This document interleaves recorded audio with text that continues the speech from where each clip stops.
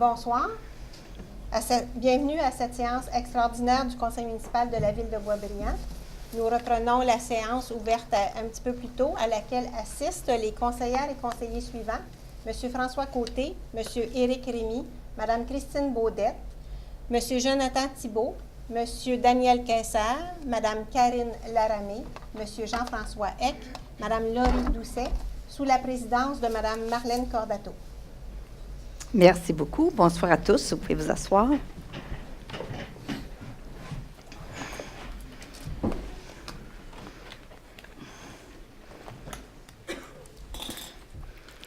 Nous allons débuter ce soir avec la séance de l'adoption, en fait, des prévisions budgétaires et du programme triennal d'immobilisation. Alors, je suis très fière ce soir de vous présenter le budget 2019.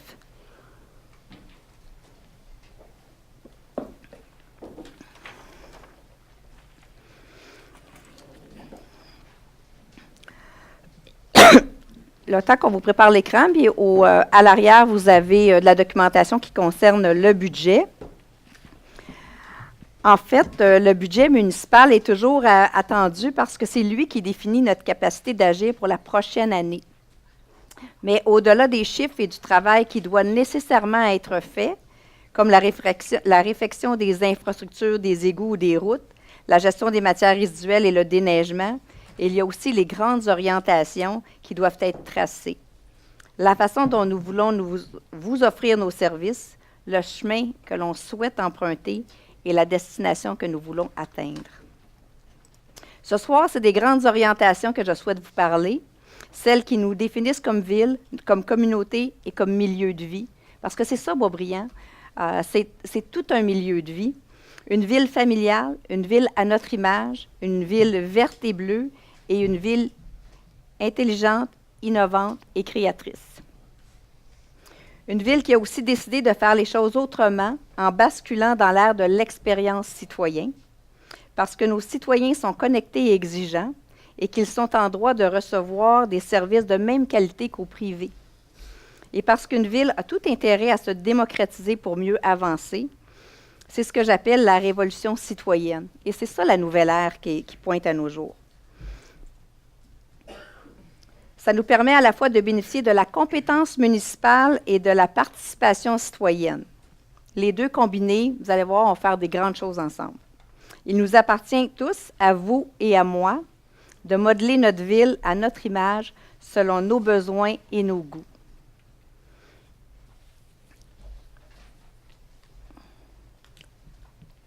Et on va partir avec la présentation. Vous allez voir, ça va être facile à suivre. Parce que quand on vous présente le budget, je souhaite toujours que ça soit beaucoup plus facile à comprendre. En fait, on va parler de chiffres, mais on va parler aussi beaucoup de ce qu'on est comme ville.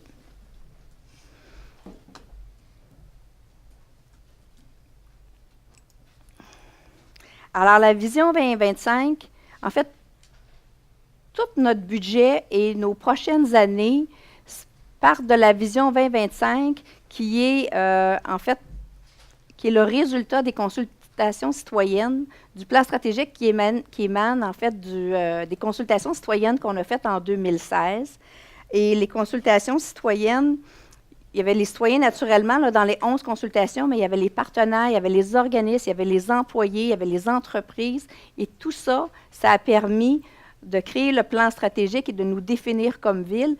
Et c'est comme ça qu'on a, en fait, déterminé les quatre grands thèmes qui définissent Boisbriand.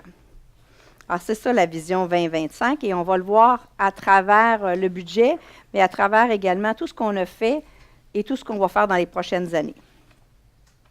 Alors, on l'a dit, les 4 grands thèmes sont la ville intelligente, innovante et créative, verte et bleue, à mon image, parce qu'il faut qu'elle soit à votre image, et une ville familiale, celle que vous connaissez déjà. Avec ça, on a fait les plans d'action, c'est-à-dire pas les plans d'action, mais les politiques et les plans d'action. Le premier qu'on a fait, c'est le plan d'action, la politique de la famille et des aînés, et le plan d'action pour 2018-2022. Les grands thèmes, c'est l'habitation, les activités, le transport, l'habitation, parce qu'on veut, on veut garder les gens, on veut avoir de la rétention, on veut conserver les gens à Boisbriand. Donc, on va avoir une diversité au niveau du type d'habitation, parce qu'on comprend qu'on est capable d'accueillir des jeunes familles, mais il faut être capable d'en accueillir un peu plus. On doit aussi être capable de garder les gens à Boisbriand. Et quand les gens, leur famille diminue et qu'ils veulent continuer à vivre chez nous et qu'ils veulent vendre leur maison, on veut aussi avoir le type d'habitation pour les recevoir. On veut améliorer les lieux publics et les espaces publics. Le meilleur exemple, c'est le parc Charbonneau. Hein, les gens nous ont dit ce qu'ils voulaient dans le parc Charbonneau avec Dessine de ton parc et dans les consultations. Et donc, le parc Charbonneau va être fait vraiment à la couleur des gens et ce que les gens auront choisi dans ce parc-là. C'est vraiment c'est un des premiers projets qu'on a fait, une des premières expériences de participation citoyenne extrêmement intéressante qu'on a faites. Au niveau des activités, bien, on doit diversifier, on doit ajuster notre offre aux besoins de la population, puis on doit proposer de nouvelles activités. Au fil des ans, on a intégré la fête de l'hiver, la fête de l'Halloween, la fête de famille active. On peut penser aussi à la tournée Rogers qu'on a eue en fin de semaine. C'est de nouvelles activités et ça vient chercher les gens. Alors, il faut être capable de s'adapter. Au niveau du transport, bien, il s'agit d'encourager le transport actif et le transport collectif, mais aussi de ne pas lâcher les pressions qu'on fait pour l'avoir réservé sur l'autoroute 15, le prolongement de l'autoroute 13. Parce que si on veut que nos familles soient capables de se déplacer de façon adéquate, bien, nous, on a un travail politique à faire pour qu'il y ait des investissements dans nos infrastructures. Et ça, c'est ce que les familles ont demandé. Ensuite, on est à la politique, on parle de la politique culturelle, mais on parle surtout d'une ville à mon image. Nous, on a fait la politique culturelle cette année qu'on a lancée. En fait, on doit refléter les besoins et les demandes. C'est ça qu'on fait avec la politique culturelle. On amène de nouvelles activités, mais qui reflètent ce que les gens ont comme attente. On favorise aussi les découvertes et les rassemblements. On peut penser cet été à la fin de la saison des Beaux Lundis avec Vincent Vallière. Il y avait presque 3000 personnes dans le parc Claude-Jasmin. Alors, on comprend que les rassemblements qu'on fait sont courus par les gens et sont appréciés de la population. Alors ça fait partie des choses qu'on veut continuer à faire. Je dois vous dire qu'on a également gagné, en fait, c'est une mention spéciale du jury des Grands Prix de la culture pour l'aménagement du parc des Francs-Bourgeois avec les sculptures. C'est un peu comme un musée à ciel ouvert dans le parc des Francs-Bourgeois. Alors, on a vraiment gagné un très beau prix pour cet aménagement-là. À mon image, c'est aussi de souligner les anniversaires de mariage à partir de 50 ans de mariage, parce que nous, on trouve ça extraordinaire et on pense que ça doit être souligné. Alors, on souligne les 50 ans, les 55 ans et 60 ans de mariage. On accueille nos nouveaux résidents et on a fait, comme vous l'avez dit, les fêtes de l'hiver, les Beaux Lundis, le circuit d'art public Boisbriand actif avec le yoga au parc Claude-Jasmin, des activités spontanées aussi, les pianos publics. Monsieur Charbonneau, vous avez participé à tout ça, vous? La fête de l'Halloween au CIN, qui est un des événements les plus courus à l'automne. Et le très beau message qu'on a envoyé à notre ville jumelle, Annemasse, c'est vraiment... La ville à mon image prenait tout son sens parce que c'était à l'image de notre municipalité, avec les jeunes de l'école Jean-Jacques Rousseau et le message de paix qui était envoyé à Annemasse pour le jour du souvenir. C'était extraordinaire. Alors, c'est ça, une ville à mon image, c'est faire des activités, avoir des projets qui vous ressemblent et qui nous permettent là, de découvrir ensemble différentes choses. On a également la ville verte et bleue, parce que vous nous avez souligné l'importance de la rivière, l'importance de nos zones de conservation, de notre couvert forestier. Alors, la ville verte et bleue, c'est pour... En fait, dans les axes de stratégie, c'est de conserver nos milieux d'intérêt et d'augmenter l'accessibilité à nos berges, ce qu'on va faire, et de développer des lieux à vocation environnementale. C'est ça que vous nous avez demandé et c'est ça que contient notre politique environnementale, entre autres. Et on l'a déjà, on a les berges et on a la pépinière municipale. Une ville performante aussi parce qu'on va continuer à améliorer notre performance environnementale et ça, c'est avec vous qu'on veut le faire. On le fait déjà avec... des bornes de recharge, des voitures électriques. On fait des achats éco-responsables. Quand vous venez dans nos événements, là, des fois, vous avez des verres de carton, mais c'est toujours quelque chose qui est compostable. Parce que pour nous, c'est important qu'on puisse continuer à réduire notre empreinte. Lorsqu'on fait des travaux, on se préoccupe des changements climatiques. Donc, on fait des travaux en conséquence quand c'est possible de le faire. On va augmenter la circonférence d'égouts sanitaires ou pluviales qu'on va installer pour tenir compte maintenant des changements climatiques. On continue avec le transport durable. Et dans la ville exemplaire, c'est de continuer à améliorer notre performance au niveau des matières résiduelles. Et ça, je vais vous en reparler. La plantation d'arbres aussi. On en a planté 205 cette année. En agriculture urbaine, on a fait un potager urbain devant l'hôtel de ville. Vous l'avez vu, vous avez été nombreux à nous en parler. Il y a les poules urbaines qu'on a mis en place l'année dernière. Et avec les ruches qu'on avait à la pépinière municipale, on a produit 30 kilos de miel. Et il y avait nécessairement les jardins communautaires à la pépinière municipale.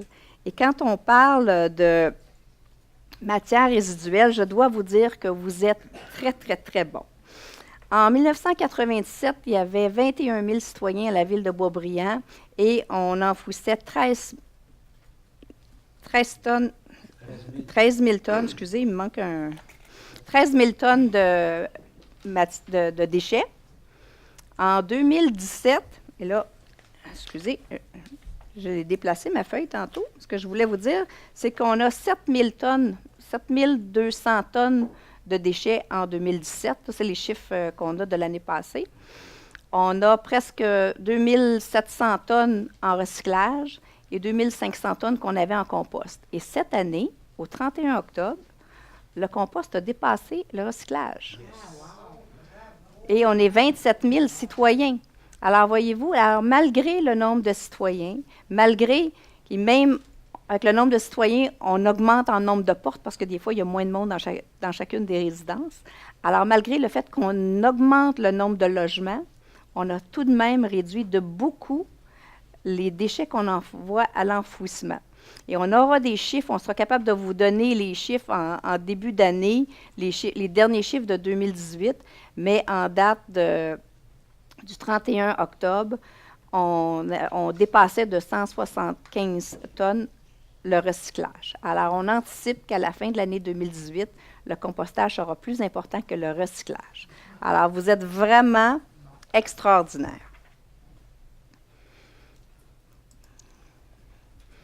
Ville intelligente, innovante et créative. Qu'est-ce que ça veut dire? Bien, ça veut dire qu'on veut continuer à travailler avec le développement technologique au bénéfice des citoyens, soit pour améliorer nos pratiques, soit pour vous permettre d'accéder aux services plus facilement. On veut une ville qui attire les talents, que ce soit en culture, mais aussi en main-d'œuvre, parce qu'on a beaucoup d'entreprises.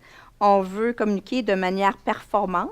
On le fait déjà, mais c'est la chose la plus importante qui soit, c'est la communication qu'on a à faire avec vous, parce qu'il se passe plein de choses, il y a plein de choses qu'on fait, il y a plein de choses dont on a besoin de vous tenir au courant. Alors, la façon dont on communique, c'est la pierre angulaire, en fait, de notre relation entre les citoyens et l'hôtel de ville. On a mis en place l'année dernière un Fab Lab à la bibliothèque.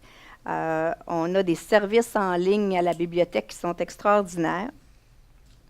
On a le déneigement, là, qu'on vous envoie des avis pour vous prévenir quand on va faire des opérations de déneigement, donc par rapport au stationnement hivernal.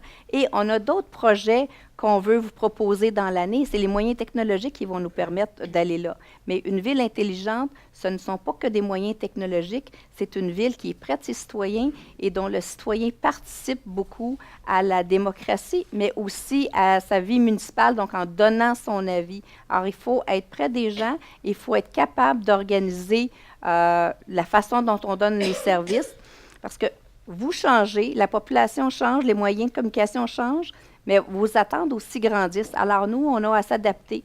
Et c'est ça, quand on parle de révolution, ça, c'en est une. Et l'année prochaine, en 2019, on aura un nouveau site web qui va nous permettre d'aller encore plus loin de ce côté-là.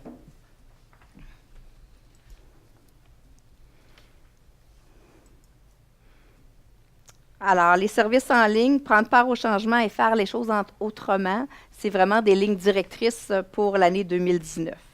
Qu'est-ce que c'est pour nous de faire les choses autrement? Bien, c'est favoriser pour chaque projet l'implication citoyenne. C'est de développer ce réflexe-là, que ce soit des consultations publiques, parce qu'il y en aura de plus en plus, parce qu'on aime ça travailler avec vous. Vous avez de bonnes idées et c'est le fun de les échanger de toutes sortes de manières. J'ai pas... En général, quand on fait quelque chose, c'est rare qu'un citoyen ne me dise pas « Ah, ben moi, si j'avais été à votre place, je l'aurais fait comme ça. » Alors, plutôt que d'avoir cette discussion-là, on va vous le demander avant. On a déjà fait Dessine ton parc, on a fait les consultations publiques en 2016 et on a vu à partir de là le désir des citoyens de participer à la vie municipale de toutes sortes de façons. Et quand on a fait le sondage, ce que les gens nous ont dit, c'est que oui, on veut participer, mais de toujours se déplacer, c'est des fois un peu complexe avec les vies mouvementées, les vies familiales. Alors, les moyens technologiques sont une bonne façon pour nous, c'est ce que les citoyens nous ont dit, de donner notre avis. Alors, on va travailler là-dessus. On a aussi intégré beaucoup de citoyens sur des commissions, celle de l'environnement, celle des communications et de la ville futée, la participation citoyenne, le comité famille aînée, le comité du culturel, du plan d'action culturelle, toponymie et patrimoine et le comité jeunesse qui va prendre son envol en 2018, là, à la fin de l'année. Alors, on comprend que la participation citoyenne, c'est important pour vous et on va se donner les moyens pour que vous puissiez être impliqués le plus possible. Et comment est-ce qu'on fait pour prendre part au changement? Bien, la première étape qu'on a faite, c'est de l'année dernière, c'est d'avoir un montant de 100 000 $ disponible dans un budget participatif. Et ce qu'on voulait, c'est que les citoyens élaborent des projets, les proposent et ensuite votent et les choisissent. Et ce soir, plus tard, on va pouvoir vous annoncer quels sont les résultats de notre premier budget participatif. La semaine dernière, j'étais invitée avec le maire de l'arrondissement Mercier-Hochelaga-Maisonneuve et une conseillère municipale de Rivière-des-Prairies, Pointe-aux-Trembles, et on parlait de budget participatif. Et Pointe-aux-Trembles annonce aussi ce soir son gagnant. Alors, on partageait nos expériences.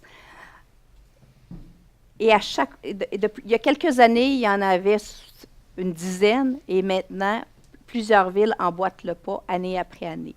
Pour nous, ce n'était même pas une question cette année.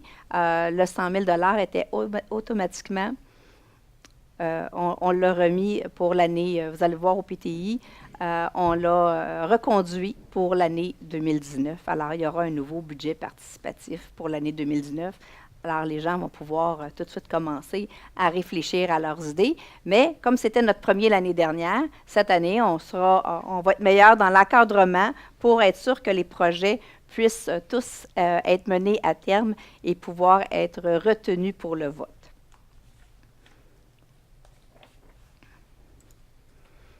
Dans les services en ligne, mais je vous en parlais, je pense celui qui était, je vous dirais, probablement le plus utilisé depuis dans le dernier mois, c'est les avis lorsqu'il y avait des opérations de déneigement, parce qu'on comprend que les gens veulent avoir accès à l'information n'importe où, n'importe quand et par n'importe quel moyen. Alors, c'est important pour nous de continuer à développer les services en ligne et on va continuer en 2019. On a plusieurs projets.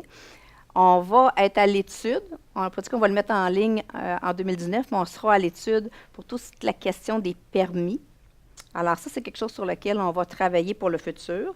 Pour l'année prochaine, on aimerait ça vous rendre disponible le suivi du déneigement en ligne. Hein, c'est intéressant de savoir si c'est près de chez vous ou si c'est déjà passé. Les matières résiduelles, j'aimerais ça qu'on puisse à un moment donné vous envoyer des alertes pour vous dire que demain, c'est le jour de la collecte ou que le véhicule, il est à 4 rues de chez vous. Si vous n'avez pas mis votre bac encore, ce sera peut-être le bon moment de sortir au lieu de courir peut-être à l'autre côté de la rue.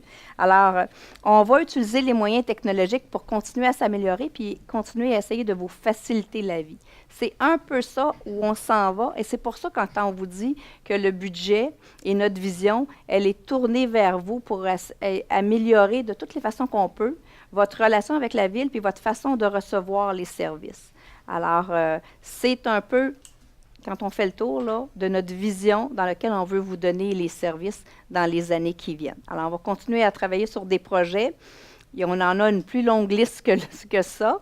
Des fois, on est étourdissant et essoufflant, mais notre objectif, c'est d'être capable de vous donner le meilleur service, celui que vous attendez et celui que vous êtes en droit de recevoir. Alors, c'est là-dessus qu'on va travailler au cours des prochaines années. Alors, on va tomber dans la partie de chiffres. Le budget municipal pour l'année 2019 va être de 66,7 millions de dollars. C'est un budget qui est en augmentation de 3,36 % et c'est principalement, je vous dirais, le plus gros montant, c'est nos frais de financement qui sont en augmentation. Alors, c'est un plus grand remboursement là, de capital et intérêts. Et entre autres, on a des augmentations au niveau aussi de nos biens et services, les contrats particulièrement, déneigement, l'eau. C'est sûr, la masse salariale également. Alors, vous allez retrouver ces chiffres-là à la page 4 de votre sommaire. Mais on va y revenir. Au niveau de nos revenus de ville, bien, 85 % de nos revenus proviennent de la taxe, de la taxation, alors qu'elle soit résidentielle, commerciale ou industrielle. 85 % de nos revenus viennent de là. Alors, vous comprendrez que c'est important. On a une grande dépendance à la taxation. Elle est plus grande que dans certaines villes. Il y a des gens qui reçoivent toutes sortes d'autres revenus. Chez nous, à Beaubriand, c'est principalement la taxation. Mais quand même, nous sommes très heureux de compter sur plusieurs parcs industriels parce que l'évaluation commerciale et industrielle représente peut-être 25 % de notre valeur foncière, mais ramène 50 % de ces revenus-là. Alors, il y a 50 % qui reposent sur la taxe résidentielle uniquement. Quand on parle des autres revenus qui sont à 11 %, bien là, on peut parler de la location des heures de glace à l'Arena. Et ça, c'est en augmentation constante année après année. Cette année, on augmente de presque 10 % pour louer pour 671 000 $ d'heures de glace. L'entrain d'incendie, alors lorsqu'on va dans les autres villes, la même chose au niveau du recouvrement, parce que des fois, on donne des services pour des citoyens qui ne sont pas de notre ville, alors on a aussi des revenus. Les inscriptions au loisirs aussi, c'est extrêmement important. On a beaucoup d'activités, c'est pour ça que ça nous permet de les faire à un moindre coût, mais ça fait toute partie des autres revenus là, qu'on a. Au niveau des dépenses, vous avez la masse salariale parce que nous, ce qu'on donne, c'est du service. Alors, donc, l'ensemble de notre masse salariale est là pour tous nos services municipaux. On a 9 services distincts. Les biens et services, alors c'est là où on retrouve nos contrats. Matières résiduelles, donc toutes les collectes des ordures, des déchets, matières compostables et recyclage. Le contrat de déneigement, l'achat d'eau, parce que vous savez que l'eau potable, elle vient de l'usine Filtration Sainte-Thérèse. Alors, nous, on achète l'eau potable et on la distribue dans nos... ensuite, partout sur notre territoire. L'électricité, l'essence, alors ça, c'est également en hausse. Le service de dette, comme je vous le disais, le remboursement, c'était 13 millions l'année passée. C'est 13,9 millions cette année. Alors, donc, c'est important. Et nos quotes-parts, alors on parle du parc du domaine vert, notre entente avec la piscine de Saint-Eustache, la régie de police, la MRC, la communauté métropolitaine de Montréal, parce qu'on a une quote-part à payer à la communauté métropolitaine de Montréal, puisqu'on en fait partie, et l'ARTM, qui est le nouvel acronyme pour le transport en commun. Alors, vous allez trouver ces chiffres-là également dans le sommaire qu'on vous a donné. Et ce sont toutes des quotes-parts qui sont importantes. La plus importante, naturellement, c'est la régie de police. Et ensuite de ça, c'est le transport en commun qui est près de 2 millions de dollars. Alors, ce qui fait qu'on doit, naturellement, la taxation municipale, cette année, pour la maison moyenne, en 2019, elle sera de 2,37 %. Alors, il y a le taux d'évaluation qui augmente et quand on met les tarifs, parce que le tarif pour l'eau, le tarif pour le transport en commun, le tarif pour les matières résiduelles, tous ces tarifs-là sont gelés pour l'année 2019. Alors, ils sont au même taux que l'année dernière. Donc, il n'y a que la taxation à l'évaluation qui augmente. Alors, pour la maison moyenne, qui est évaluée à 294 700 le montant d'augmentation, c'est 2,37 %. Ça représente 60...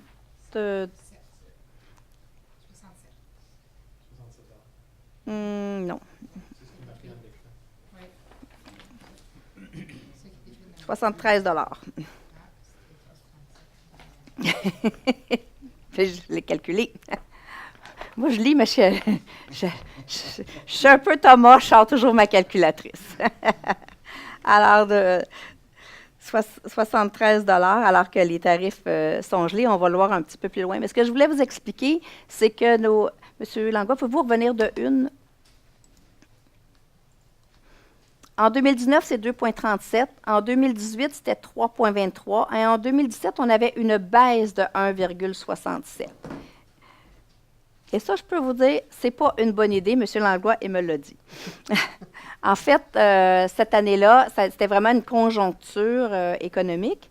Mais lorsqu'on baisse, et les gens qui me connaissent, c'est la dixième budget municipal que je fais. Et quand les gens me demandaient, allez-vous baisser les taxes, j'ai toujours répondu, non, on ne fait pas ça. Attendez-vous à 2 %, puis comme ça, on maintient un équilibre et on empêche la fluctuation. En 2017, les revenus étaient à la hausse et les dépenses étaient à la baisse beaucoup, ce qui a donné ce chiffre-là à l'addition. Sauf que l'année d'après, les dépenses qu'on n'a pas faites en fait, ils ont été que reportées. Alors, on a dû faire un bond important. Alors que si on avait gardé un minimum, on aurait conservé, en fait, il y aurait eu moins de vagues pour l'ensemble des contribuables. Alors, mais des fois, la vie, c'est ce que ça donne. Mais effectivement, c'est pas toujours ce qui semble comme une bonne nouvelle et à long terme, des fois, c'est un peu plus difficile. Mais ça a donné quand même un souffle pour cette année-là aux citoyens. Donc, si on le prend sur 3 ans, ça nous fait une moyenne de 1,32 % par année d'augmentation. C'est ça que ça donne sur 3 ans. Et quand on regarde l'IPC, l'indice des prix à la consommation pour les 3 dernières années, c'est l'indice de Montréal, parce que ce n'est pas l'indice du Canada, c'est l'indice de Montréal. Alors, pour les 3 dernières années, la moyenne est de 1,43 %. Alors, on voit que quand même, là, on se tient et ça reste raisonnable au niveau des augmentations. Naturellement, ça fluctue. Il y a des maisons qui vont subir des augmentations qui sont plus importantes parce qu'il y a des travaux ou des améliorations. Alors, voyons on a la moyenne sur les 3 dernières années. Alors, ensuite, vous avez la maison moyenne. Alors, elle est passée en 2018 de 294 000 à 294 700. Alors, au niveau, vous savez, le premier montant, le total, c'est à l'évaluation. Et ensuite, c'est en ajoutant la tarification, les 3 tarifs là, qui sont au même montant. Donc, c'est un gel pour l'eau et l'assainissement à 225, les ordures à 241 et le transport en commun à 131. Tout ça, vous allez l'avoir dans l'info Boisbriand du mois de janvier et naturellement dans le dépliant qu'on vous fait parvenir en début d'année là, également. La partie importante, c'est le taux d'endettement sur lequel on a travaillé au cours des 10 dernières années. Parce que cet indice-là est important. D'abord, quand une ville est endettée à 6 %, généralement, on a un signal du ministère des Affaires municipales qui nous a à l'œil puis qui surveille. Et quand on veut faire de nouveaux règlements d'emprunt, on doit généralement discuter pas mal plus fort et donner beaucoup d'explications. Alors, vous voyez qu'en 2008, l'indice était élevé. Et ça, c'est parce qu'on avait eu des projets, là, quand on parle de l'échangeur 15640 pour lequel on a payé 25 millions, ça, c'est un projet important qui a fait grimper notre facture. On avait des travaux importants qu'on a fait à l'usine d'épuration. On avait des travaux dans les rues. Alors, il y avait une conjoncture qui fait que ça a monté. Alors, le travail qu'on a dû faire dans les 10 dernières années, c'était de contrôler, de stabiliser notre dette municipale, tout en continuant à donner des services, là, sans réduction de services, mais en étant capable de contrôler et de planifier différemment. Et c'est ce qu'on a fait parce que, et ça a un impact direct sur le service de la dette qu'on rembourse annuellement. Alors, tout ça, c'est relié. Et quand on est capable de réduire notre service de dette, bien, ça fait l'argent est disponible au budget pour les services municipaux. Alors, c'est là-dessus qu'on a travaillé au cours des 10 dernières années. Et là, la courbe, vous allez voir, elle s'améliore de plus en plus. Alors, de 5,3 à 2,6. À 2,6, on est vraiment en contrôle et c'est un peu ce qu'on vise pour les prochaines années. On va rester dans cette stabilisation-là.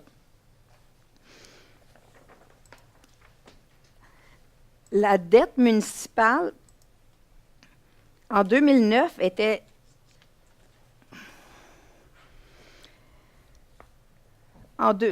Il faut toujours vous l'expliquer en deux tableaux, parce qu'il y a la dette totale, et ça, c'est la dette qui est à l'ensemble de la ville, mais il y a aussi la dette qui est aux riverains, donc qui appartient à des promoteurs, donc qui sont payés par d'autres personnes que les citoyens. Alors, quand on fait un nouveau projet, il y a un emprunt qui est fait pour les infrastructures, mais c'est payé par les gens, juste les gens de cette rue-là. Alors, pour ça, c'est toujours séparé. Quand cette dette de riverain-là, elle augmente, généralement, c'est des bonnes nouvelles, c'est parce que des investissements dans notre territoire. Même si ça fait augmenter la dette totale, ça reste une bonne nouvelle. Ce qui est important, c'est la dette à l'ensemble. Alors, quand vous voyez dans votre document, là, j'ai oublié le numéro de la page 6, alors vous avez ces deux montants-là. Alors, la partie qui est importante, c'est la dette à l'ensemble. Celle-là concerne les citoyens. En 2009, elle était de 119 815 000 et en 2018, on prévoit qu'elle va terminer à 94 580. C'est 25 234 000 de remboursement qui a été fait sur cette période-là. Alors, vous voyez comme c'est important parce que vous n'avez pas vu de baisse de service. On a continué à investir et on a continué à réduire notre taux d'endettement. Alors, tous les services ont été maintenus et certains même ont été bonifiés. Alors, on est capable d'investir dans votre qualité de vie, de vous donner des services et de continuer à rembourser notre dette. Cette année, c'est la première, c'est pas la première année, mais c'est l'année, en fait, au cours des dernières années, quand on avait un surplus aux états financiers, quand on avait un surplus en fin d'année, on prenait toujours un montant qu'on ramenait dans le budget subséquent pour réduire l'impact sur le citoyen. Au cours des dernières années, c'était généralement entre tout le temps près d'1 million, et il y a une année, on a pris presque 2 millions de dollars. Et ça nous a permis, parce que l'année, il y a eu un pacte fiscal, il y a eu plusieurs choses qui sont venues affecter les municipalités.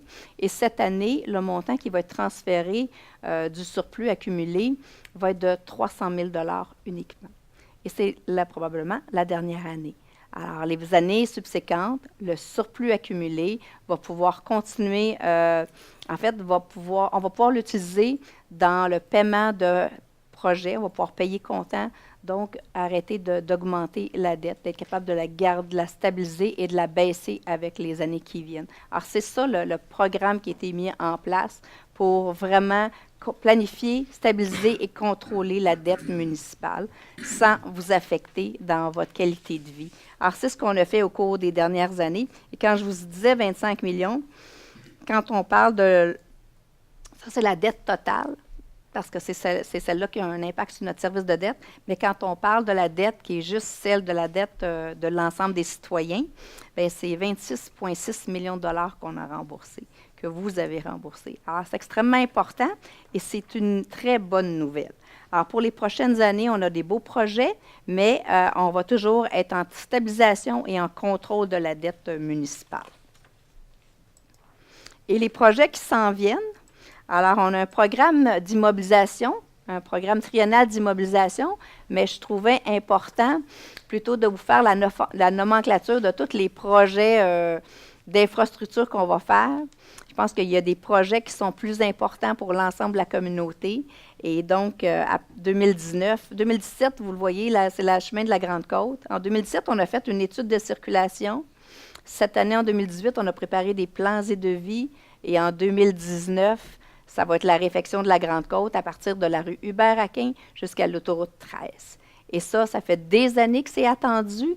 En fait, depuis 2009 qu'on veut faire cette réfection-là. On ne pouvait pas la faire en même temps que l'échangeur 1540. Vous comprendrez que, d'après moi, il aurait fallu venir travailler avec des armures parce que je pense que ça aurait été très difficile. Ensuite, ils ont refait le pont de la 344, Grande-Côte, l'autoroute 15. Ce n'était pas non plus une bonne idée. Alors, on a attendu que tous ces travaux-là soient faits. Et quand on a décidé de faire l'étude de circulation, ça a changé un peu notre planification de ce territoire-là. Maintenant, on sait. Peu importe comment la Grande Côte va se développer au cours des 5, 10, 15, 20, 30 prochaines années, on sait que notre planification et notre façon de faire la Grande Côte va pouvoir évoluer. Donc, la décision qu'on prend est la bonne pour le futur. Parce qu'il y a encore du territoire non développé dans ce secteur-là. Donc, on ne peut pas attendre qu'il soit développé pour faire la Grande Côte. À un moment donné, il faut agir. Cependant, il faut être capable, si ça se développe, d'être capable de réagir, de pouvoir continuer à grandir avec ce développement-là. Et c'est comme ça qu'on va faire la Grande Côte. C'est donc la réfection de la chaussée, mais c'est également une bande cyclable là, comme il y a actuellement, mais elle va être surélevée, donc les marcheurs vont être protégés puisqu'ils sont, on sera surélevé. On ne peut pas, pour ceux qui s'attendent à ce qu'on soit aussi beau, large et grand comme Saint-Eustache, je ne vais pas vous décevoir, mais ça ne pourra pas être ça parce qu'on n'a pas autant de territoire, on n'a pas autant de terrain de chaque côté. Vous comprendrez que les habitations sont proches, mais quand même, cette réfection-là, c'est une réfection majeure. Je n'ai pas le montant sous les yeux, mais on parle de 5 millions pour cette réfection-là. Alors, c'est un projet extrêmement important, la réfection de la Grande Côte. C'est pour ça que je voulais vous le présenter en premier. Au niveau du parc Charbonneau, on va débuter les travaux dans l'année 2019. Alors, vous savez que c'est une réfection complète. Ça va se passer sur 3 ans. Alors, dès l'an prochain, on va débuter. Donc, les projets pour l'année prochaine, ça représente 1,9 million de dollars pour commencer la réfection du parc Charbonneau. Alors, on sera en appel d'offres au courant de l'année, en début d'année, c'est ça, pas avant décembre, mais en début d'année, on sera en appel d'offres. Ne soyez pas surpris parce qu'on va avoir un appel d'offres important, mais les travaux qui sont pour 2019 représentent 1,9 million de dollars. Il y en aura en 2020 et en 2021. Alors, c'est sur 3 ans. Donc, le parc va demeurer ouvert pendant les travaux parce qu'il y a les 2 terrains de baseball là, qui vont être en fonction, qui ne seront pas touchés. Et on débute, si je me rappelle bien, par les tennis. Oui, c'est ça, comme ce côté-là. Alors, ça va être toute une planification, mais quand ça sera terminé, ça va être, je vous dirais, le point central de Boisbriand. Troisième projet important, l'aménagement des berges. On a déjà débuté. On a un projet avec Éco-Nature. Ils nous ont déjà installé des quais l'année dernière. Alors, pour nous, ce qu'on veut faire, c'est faire un stationnement. On veut faire une passerelle aussi pour se rendre du stationnement jusqu'au quai parce que vous comprendrez qu'il y a un petit bout marécageux. Alors, pour que vous puissiez avoir accès à ce secteur-là. Et avec le temps, on veut aménager l'ensemble des berges, mais dans un espace nature, parce que c'est ce qui est important sur le bord de la rivière, c'est de vous donner accès, mais qu'on conserve cette nature-là. Avec le temps, on pourra ajouter des installations, un chalet, etc. Mais pour l'instant, là, on parle surtout là, d'un espace pour garer vos voitures et pour vous permettre d'accéder là, au quai. Le dernier, mais non le moindre, c'est celui que vous attendez. C'est la transformation de l'église Notre-Dame de Fatima en salle de création pour y recevoir le petit théâtre du Nord et autres activités culturelles. Alors, c'est un premier jet que nous avons là, de ce que l'église, à quoi l'église pourrait ressembler en salle de création. C'est un projet pour lequel, ce soir, il y a un projet à l'ordre du jour pour une première partie, mais l'appel d'offres sera en début d'année également pour que durant l'année 2019 aient lieu les travaux de transformation et qu'on se donne l'année pour les faire, pour faire l'ensemble des travaux. Alors, vous comprendrez que l'été prochain, le Petit Théâtre du Nord ne sera pas dans la salle de création, mais à Blainville toujours, et qu'on les accueillera pour la saison 2020 chez nous. Mais c'est une des premières images là, qu'on transmet publiquement avant d'aller en appel d'offres pour les travaux de transformation. Et on parle d'un budget de 4,5 millions dans ce dossier-là.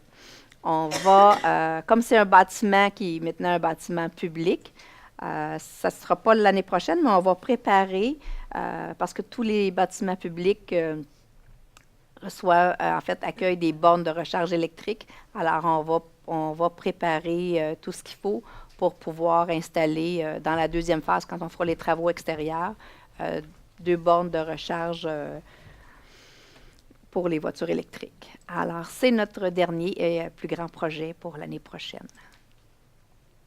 C'est ce qui conclut l'ensemble. Vous avez l'ensemble dans le document que vous avez l'ensemble des projets d'investissement, parce que le plan triennal d'immobilisation, moi, je l'ai laissé en haut.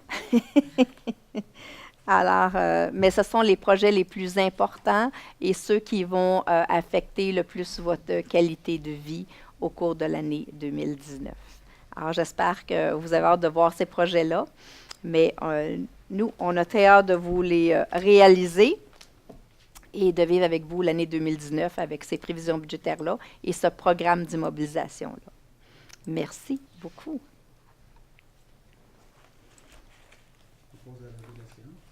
Bien, avant, j'aimerais ça proposer puis adopter les prévisions budgétaires. Mais avant, c'est ça, comme je vous le disais, les projets sont nombreux. Puis ce que vous voyez, c'est qu'on fait ça autrement parce qu'on écoute l'opinion de l'autre et on accepte d'en tenir compte. Alors, c'est ça la partie importante pour nous. Puis c'est ce qu'on vous propose. On vous propose, puis on croit que travailler ensemble en développant des projets porteurs et en regardant vers l'avenir, c'est comme ça qu'on va continuer à faire de Beaubriand une ville familiale, une ville à votre image, une ville verte et bleue et une ville intelligente, innovante et créatrice. C'est ça, Beaubriand, et c'est ça que représente et notre plan stratégique, mais aussi notre budget. Alors, quand on prend des décisions, il faut aussi les assumer et les rendre en bout de ligne concrètes. Alors, voilà pour le budget. Merci beaucoup. Alors, ça prendrait quelqu'un pour lire le point 1, le proposer, l'appuyer. Oui, M. Rémy. Donc, adoption des prévisions budgétaires et du programme triennal des immobilisations. On parle d'adoption des prévisions budgétaires de la Ville de Boisbriand pour l'exercice financier 2019, prévoyant des revenus et des dépenses de 66 695 000 $ ainsi que le programme d'immobilisation pour les années financières 2019, 2020, 2021. Merci beaucoup. Alors, vous le proposez? Je le propose. Merci. Monsieur Côté, parce que j'ai commencé à l'envers. Est-ce que vous appuyez? Là, c'est le vote final, ça? Pardon? C'est le vote final pour les deux? Oui, c'est le proposé pour appuyer. Est-ce que vous appuyez? Je demanderai à quelqu'un d'autre d'appuyer cette proposition-là, s'il vous plaît. Est-ce que, M. Thibault, vous appuyez? Oui, je peux l'appuyer. Merci. En période de questions sur le budget et le programme triennal. Est-ce qu'il y a des questions? Oui, M. Corbeil. En fait, je vais prendre les noms puis je vais vous donner la parole. Excusez.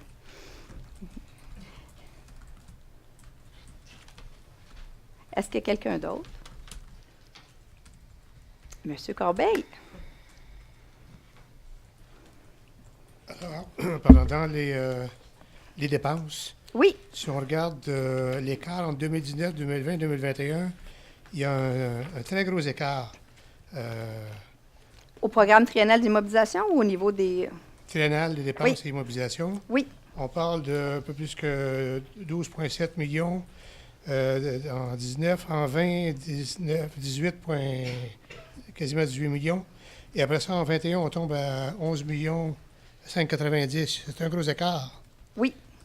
En fait, pour nous, la partie importante, c'est l'année 2019. Alors, les projets sur lequel on a le plus insisté et pour lequel on a passé le plus de temps à planifier, c'est l'année 2019. Les projets qui sont en 2020 demeurent importants. Donc, l'année prochaine, comme c'est un exercice qu'on fait annuellement, l'année prochaine, on va se repencher sur l'année 2020 parce que notre objectif est toujours le même, soit celui d'avoir un programme triennal qui est égal ou qui ne dépasse pas 8 millions de dollars ou à peu près, très peu. Là, le chiffre que vous voyez là, c'est parce que ça inclut aussi les promoteurs, les subventions, parce qu'on est dans le sommaire là, à la fin, là. La partie qui est en obligation générale, c'est la partie sur laquelle nous travaillons, c'est celle sur laquelle nous faisons des emprunts. Alors, c'est pour ça quand on parle de triennal. Donc, l'année prochaine, elle se retrouve à 11 601 000. Donc, on sait d'ores et déjà qu'on va devoir travailler fort et choisir les projets. Et cette année, ça a été très difficile, je dois vous dire. Oui, ça fait 2 ans, mais cette année aussi difficile pour garder ça à 8 millions de dollars. En fait, c'est l'objectif qu'on a à chaque année d'en avoir pour 8 millions dans les obligations, puisqu'on rembourse un peu plus de 9 millions par année. Alors, donc, l'année prochaine, ça sera encore un casse-tête pour savoir qu'est-ce qui sera fait dans l'année 2020 et qu'est-ce qu'on reportera en 2021 ou ultérieur. Vous avez parlé de l'Église. C'est le 3e report pour le Théâtre du Nord. Ça devait être en 2018, c'était reporté en 2019 et là, on tombe en 2020. Bien, en fait, en 2018, on ne prévoyait pas être dans l'Église. On savait qu'on faisait l'acquisition, mais c'est très clair dans notre tête qu'on n'était pas dans... Parce que pour que ça soit bon pour le petit théâtre, il faut qu'il soit prêt à être dans les lieux au mois de mai pour installer les décors et faire la générale. Alors, on savait qu'en 2018, on ne pouvait pas... on savait dès le départ. 2019, comme on va commencer, ça, c'est quelque chose qu'on a appris en cours de route, mais le Petit Théâtre du Nord est assis à la table de discussion avec nous au niveau de ce projet-là. Donc, c'est une information dont il est au courant depuis un petit bout de temps déjà. Et on a fait l'annonce de l'heure de conférence de presse. Elle a lieu il y a quelques semaines. Pour la nouvelle saison. Ils ont annoncé qu'ils seraient à Blainville, donc déjà. Parce qu'on s'est donné l'année 2019 pour faire les travaux. Cette salle de création-là, cette transformation-là, on va l'avoir pour 40 ans. Alors, pour moi, puis pour nous, le conseil, ce qui est important, c'est de le faire comme il faut et de ne pas le faire rapidement ou de sauter des étapes parce qu'on est coincé par un échéancier, parce qu'on a choisi d'y aller trop vite. Moi, je préfère qu'on prenne notre temps parce que c'est un vieux bâtiment. Alors, on va avoir plein de surprises, ça c'est clair. Alors donc, c'est d'être capable d'y faire face puis de dire, ben oui, ça va prendre 2 semaines, 3 semaines, 1 mois de plus, mais on va faire les travaux correctement puis on va vivre avec les résultats pour les 40 prochaines années. Fait que c'est un peu ça, mais le Petit Théâtre est assis autour de la table, donc il connaît les échéanciers, là, et il a très hâte, comme moi, qu'on soit là, mais il a aussi très hâte d'avoir une excellente salle pour le recevoir. Bien, merci. Merci beaucoup. Ces documents-là vont aussi être versés sur notre site Internet, tout comme la présentation de ce soir qui va se retrouver également sur le site web de la municipalité. Alors, pour ceux qui nous écoutent et qui n'ont pas accès aux documents qui sont dans la salle, ça sera disponible sur le site web généralement dans les prochains jours, semaines.